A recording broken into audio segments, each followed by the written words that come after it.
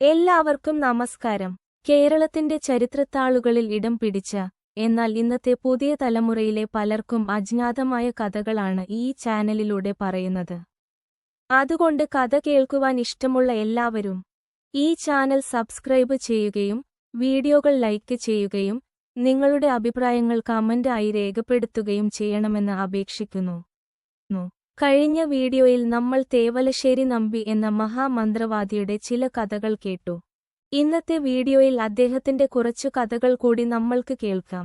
അപ്പോൾ എല്ലാവരും video skip ചെയ്യാതെ കാണുക. പണ്ട് റാന്നിക്കർത്താവ് ദേശാധിപത്യമുള്ള ഒരിടപ്രഭുവായിരുന്നു. ആ ദേശത്ത് കുഴിയിൽ വീഴുന്ന ആനകളുടെ ഉടമസ്ഥാവകാശം കർത്താവിനായിരുന്നു. അതിനാൽ കർത്താവ് തന്റെ മലകളിൽ ആനക്കുഴികൾ ഉണ്ടാക്കിക്കുകയും ആനകളെ പിടിക്കുകയും പതിവായിരുന്നു. ഒരാണ്ടിൽ ആനകൾ കുഴിയിൽ വീഴേണ്ടുന്ന കാലത്തു വീഴാതെയിരുന്നതിനാൽ അതിന്റെ കാരണമറിയുന്നതിനായി കർത്താവ് പ്രശ്നം വെപ്പിച്ചു നോക്കിച്ചു. അപ്പോൾ അച്ചൻകോവിൽ ശാസ്താവിന്റെ വിരോധം കൊണ്ടാണ് ആന കുഴിയിൽ വീഴാത്തതെന്നു പ്രശ്നക്കാരൻ വിധിച്ചു. ഈ വിരോധം തീരുന്നതിനു ചില പ്രതിവിധികൾ നിശ്ചയിച്ച് അയാൾ ഒരു ചാർത്തും എഴുതിക്കൊടുത്തു. ആ ചാർത്തിൻ പ്രകാരമുള്ള പ്രതിവിധികളെല്ലാം ചെയ്തിട്ട് ആ ആണ്ടിൽ ആനകളെ പിടിക്കുന്ന കാര്യം അസാധ്യമായിരുന്നതിനാൽ കർത്താവിനു വളരെ മനസ്താപമുണ്ടായി. അങ്ങനെയിരുന്ന കാലത്ത് സമീപം ഒരു സ്ഥലത്ത് ഒരു മന്ത്രവാദത്തിനായി തേവലശ്ശേരി നമ്പി വന്നിട്ടുണ്ടെന്നു കേട്ട് കർത്താവും അവിടെ ചെന്ന് നമ്പിയെക്കണ്ടു വിവരമെല്ലാം പറഞ്ഞു. അപ്പോൾ നമ്പി, ഇതിനെക്കുറിച്ച് ഒട്ടും കുണ്ഠിതം വേണ്ട, കാര്യം ഞാൻ സാധിപ്പിച്ചുതന്നുകൊള്ളാം. അങ്ങയ്ക്ക് 9 കുഴികളല്ലേ ഉള്ളത്, അവയിലെല്ലാം ഇന്നു രാത്രിയിൽ തന്നെ ആന വീഴും. നാളെ രാവിലെ ചെന്നു നോക്കിയാൽ കാണാം എന്നു പറഞ്ഞു. ഇതു കേട്ടിട്ടു കർത്താവിനു നല്ല വിശ്വാസമായില്ല. അച്ചൻകോവിൽ ശാസ്താവിന്റെ വിരോധം നമ്പിയുടെ ഈ വാക്കുകൊണ്ടു തീരുമോ എന്നു സംശയിച്ചുകൊണ്ടു കർത്താവു പോയി അത്താഴം കഴിച്ചു കിടന്നുറങ്ങി. പിറ്റേ ദിവസം രാവിലെ കർത്താവു നല്ല വിശ്വാസത്തോടുകൂടി എല്ലെങ്കിലും മലയിൽ ചെന്നു കുഴികളിൽ നോക്കിയപ്പോൾ 9 കുഴികളിലും ഓരോ ആന വീതം വീണിട്ടുണ്ടായിരുന്നു. പക്ഷേ 9ഉം പിടിയാനകളായിരുന്നു. അതിനാൽ കർത്താവിന്റെ കുണ്ഠിതം മുഴുവനും വിട്ടുമാറിയില്ല. ആ ആനകളെ കുഴിയിൽ നിന്നു കയറ്റി കൂടുകളിലാക്കി അടയ്ക്കാൻ ഏർപ്പാടു ചെയ്തിട്ടു കർത്താവു ചെന്നു പിന്നെയും നമ്പിയെ കണ്ടു. എന്താ, കുഴികളിലൊക്കെ ആനകൾ വീണില്ലേ എന്നു നമ്പി ചോദിച്ചു. ആനകൾ വീണു, പക്ഷേ എല്ലാം പിടിയാനകളാണ്. 2-3 കൊമ്പനായിരുന്നില്ലല്ലോ എന്നുള്ള മനസ്താപമേയുള്ളൂ എന്നു കർത്താവു പറഞ്ഞു. അപ്പോൾ നമ്പി പറഞ്ഞു, ഓ, അതു സാരമില്ല, ഇന്നു രാത്രിയിൽ വീഴുന്നതെല്ലാം കൊമ്പനായിരിക്കും. എന്നാൽ പോരെ, അങ്ങുപോയി കുഴികൾക്ക് അറ്റകുറ്റം വല്ലതും വന്നിട്ടുണ്ടെങ്കിൽ തീർത്ത് എല്ലാം ശരിയാക്കി ഇടുവിക്കണം എന്നു പറഞ്ഞു കർത്താവിനെ അയച്ചു. കർത്താവു പോയി കുഴികളെല്ലാം അറ്റകുറ്റങ്ങൾ തീർത്തു ശരിയാക്കി ഇടുവിക്കുകയും ചെയ്തു. അന്നു രാത്രിയിൽ കർത്താവു കിടന്നുറങ്ങിയപ്പോൾ ഒരു സ്വപ്നം കണ്ടു. കുഴികളിലെല്ലാം ആനകൾ വീണിട്ടുണ്ട്, എല്ലാം കൊമ്പനാണ്. എങ്കിലും 5ാമത്തെ കുഴിയിൽ വീണിരിക്കുന്ന ആ ആനയെ തേവലശ്ശേരി നമ്പി കൂടി വരാതെ കുഴിയിൽ നിന്നു കരയ്ക്കു കയറ്റരുത്, അല്ലെങ്കിൽ ആപത്തുണ്ടാകും എന്നായിരുന്നു സ്വപ്നത്തിന്റെ സാരം. പിറ്റേ ദിവസം രാവിലെ കർത്താവു മലയിൽ ചെന്നു കുഴികളിൽ നോക്കിയ അപ്പോൾ എല്ലാ കുഴികളിലും ആനകൾ വീണിട്ടുണ്ടായിരുന്നു. എല്ലാം കൊമ്പനാനകളുമായിരുന്നു. അപ്പോൾ കർത്താവിനുണ്ടായ സന്തോഷം എത്രമാത്രമെന്നു പറയാൻ പ്രയാസം.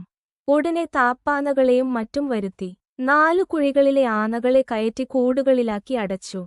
5ാമത്തെ കുഴിയിലെ ആനയെ കയറ്റാൻ നമ്പിയെ കൂടി വരുത്തിയിട്ടാവാമെന്നു വിചാരിച്ചു കർത്താവു നമ്പി വന്നിരുന്ന സ്ഥലത്തേക്കു പോയി. അവിടെ ചെന്നന്വേഷിച്ചപ്പോൾ നമ്പി ഒരു മന്ത്രവാദത്തിനായി ചെങ്കോട്ടയ്ക്കു സമീപം ഒരു സ്ഥലത്തേക്കു തലേദിവസം രാത്രിയിൽ തന്നെ പോയി എന്നറിഞ്ഞു. അവിടെ നിന്ന് 2-3 ആളുകൾ വന്നു. 4-5 ദിവസം മുമ്പ് മുതൽക്കു തന്നെ നിർബന്ധിച്ചു കൊണ്ടു കൂടിയിട്ടുണ്ടായിരുന്നുവെന്നും അറിഞ്ഞു. അതിനാൽ കർത്താവ് ഇച്ഛാഭംഗത്തോടുകൂടി മടങ്ങിപ്പോന്നു. അദ്ദേഹം 5ാമത്തെ കുഴിയുടെ സമീപത്തു ചെന്നു സൂക്ഷിച്ചു നോക്കി. അപ്പോൾ മറ്റുള്ള ആനകളൊക്കെ പോയാലും ആ കുഴിയിൽ വീണിരിക്കുന്ന ആനയെ ഏതുവിധത്തിലും ക്ഷണത്തിൽ കുഴിയിൽ നിന്നു കയറ്റി കൂട്ടിലാക്കി അടയ്ക്കണമെന്ന് അദ്ദേഹത്തിനു തോന്നി. സകല ലക്ഷണങ്ങളും പൂർണ്ണമായി തികഞ്ഞ ഒരൊന്നാന്തരം കൊമ്പനായിരുന്നു ആ കുഴിയിൽ വീണിരുന്നത്. അഴകുകൊണ്ടും പുഷ്ടികൊണ്ടും ലക്ഷണങ്ങൾ കൊണ്ടും മറ്റും. ഇത്രയും യോഗ്യത തികഞ്ഞ ഒരാനയെ കർത്താവ് അതിനുമുമ്പ് ഒരിക്കലും ഒരിടത്തും കണ്ടിട്ടുണ്ടായിരുന്നില്ല. അതിനാൽ ഉടനെ ആ ആനയെ കുഴിയിൽ നിന്നു കയറ്റാനുള്ള ശ്രമം തുടങ്ങി. ആ സമയം അതിഭയങ്കര മൂർത്തിയായ ഒരു വലിയ വ്യാഘ്രം അഥവാ കടുവ പെട്ടെന്നു കാട്ടിൽ നിന്നു ചാടിയിറങ്ങി വന്നു. കർത്താവിനെ കടിച്ചെടുത്തുകൊണ്ടു കാട്ടിലേക്കു തന്നെ കയറിപ്പോയി. അപ്പോൾ അവിടെയുണ്ടായിരുന്ന വേലക്കാരും മറ്റും ഭയം കൊണ്ടും പരിഭ്രമം കൊണ്ടും വ്യസനം കൊണ്ടും വിവശന്മാരായി തീർന്നുവെന്നുള്ളതു വിശേഷിച്ചു പറയണമെന്നില്ലല്ലോ. എല്ലാവരും അവിടെ നിന്ന് 4 വഴിക്കുമായി ക്ഷണത്തിൽ ഓടിപ്പോയി. ഈ കഥ തൽക്കാലം ഇവിടെ നിൽക്കട്ടെ.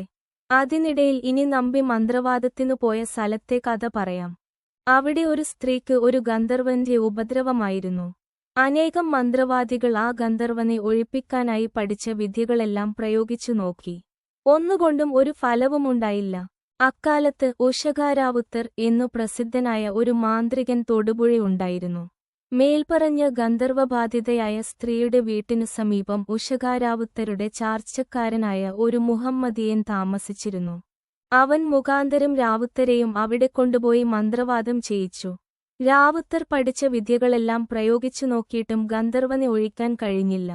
ഇനി വേറെ വല്ല മന്ത്രവാദികളും വന്ന് ഈ ഗന്ധർവനെ ഒഴിക്കുകയാണെങ്കിൽ അത് തനിക്കു കുറച്ചിലായിത്തീരുമല്ലോ. അങ്ങനെ വിചാരിച്ച് ആരു ശ്രമിച്ചാലും ആ ഗന്ധർവനെ ഒഴിക്കാൻ കഴിയാത്ത വിധത്തിൽ ചില പ്രയോഗങ്ങൾ കൂടി ചെയ്തു. അഥവാ ഇനി ഈ വീട്ടുകാർ വല്ല മന്ത്രവാദികളെയും ഇവിടെ വരുത്തിയാൽ ആ വിവരം തന്നെ അറിയിക്കണം എന്നത് തന്റെ ചാർച്ചക്കാരനോട് പറഞ്ഞു ചട്ടം കെട്ടുകയും ചെയ്തിട്ടാണ് റാവുത്തർ അവിടെ നിന്ന് പോയത്. രാവുത്തരുടെ ഈ ഗൂഢപ്രയോഗങ്ങൾ ആരും അറിഞ്ഞുമില്ല. ഇങ്ങനെയിരുന്ന സമയത്താണ് ആ സ്ത്രീയുടെ ഉടമസ്ഥന്മാർ തേവലശ്ശേരി നമ്പിയെ അവിടെ കൂട്ടിക്കൊണ്ടുപോയത്.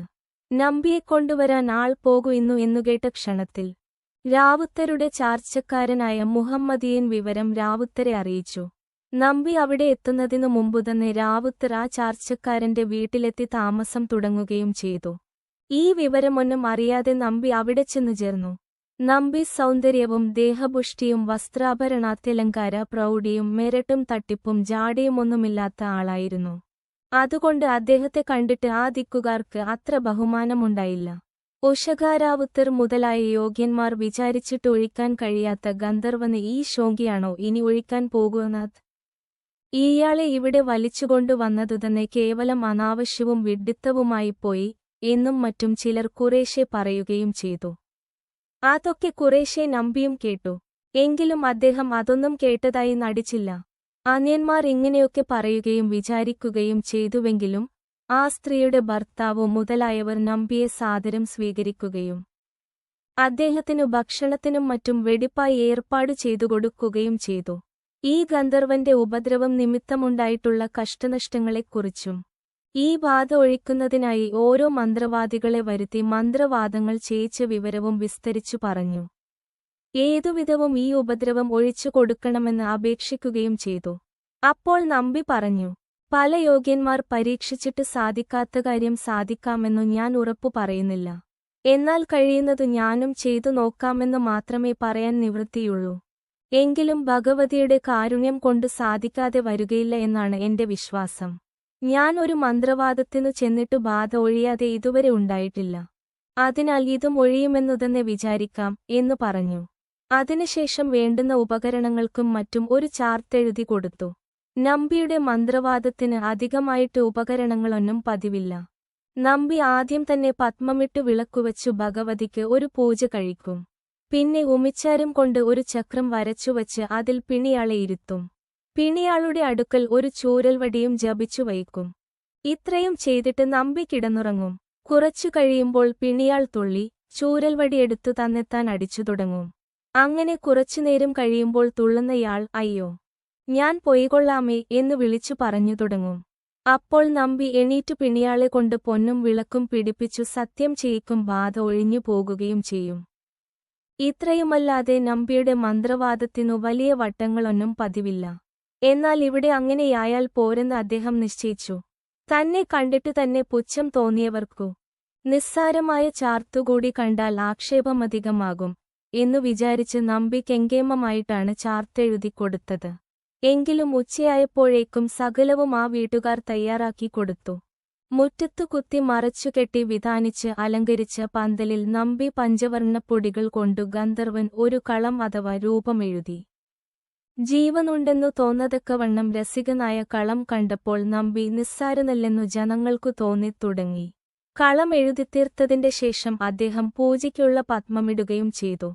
പിന്നീട് പിണിയാളെ ഇരുത്താനുള്ള ചക്രം വരക്കുകയും കളത്തിനടുക്കൽ സുരഭില കുസുമങ്ങൾ കൊണ്ട് ഒരു പൂപ്പട കൂട്ടുകയും ചെയ്തു. അപ്പോഴേക്കും നേരം വൈകി തുടങ്ങി. അതിനാൽ നമ്പി പറഞ്ഞു, ഇനി ശേഷമെല്ലാം സന്ധ്യാവന്ദനം കഴിഞ്ഞു വന്നിട്ടാവാം. അതിനുശേഷം നമ്പി പുറത്തേക്കിറങ്ങിപ്പോയി. 4-5 നാഴിക കഴിഞ്ഞിട്ടും നമ്പി മടങ്ങിവരാകയാൽ ചിലർ പരിഹസിക്കാൻ തുടങ്ങി. കഴിഞ്ഞു, അയാളുടെ മന്ത്രവാദം ഇത്രയേ ഉള്ളൂ. പാവം ഇവിടെ വന്നപ്പോഴാണ് ഇവിടെ സൂത്രം കൊണ്ടൊന്നും കാര്യം പറ്റുകയില്ലെന്നും വലിയ കെങ്കേമന്മാരൊക്കെ വിചാരിച്ചിട്ട് നടക്കാത്ത കാര്യമാണിതെന്നും മനസ്സിലാക്കിയത്. അയാൾ ഒളിച്ചുപോയതാണ്. അയാൾ വരാനായിട്ട് ഇനി കാത്തിരിക്കണമെന്നില്ല എന്നും മറ്റും പറഞ്ഞു തുടങ്ങി. ഈ കഥയുടെ ബാക്കി ഭാഗം നമ്മൾക്ക് അടുത്ത വീഡിയോയിൽ കേൾക്കാം. എല്ലാവരും വീഡിയോ ലൈക്ക് ചെയ്യണം. വീഡിയോ കണ്ട് നിങ്ങളുടെ അഭിപ്രായങ്ങൾ കമന്റ് ആയി രേഖപ്പെടുത്തുക. അതുപോലെ ചാനൽ സബ്സ്ക്രൈബ് ചെയ്യുവാനും മറക്കരുത്.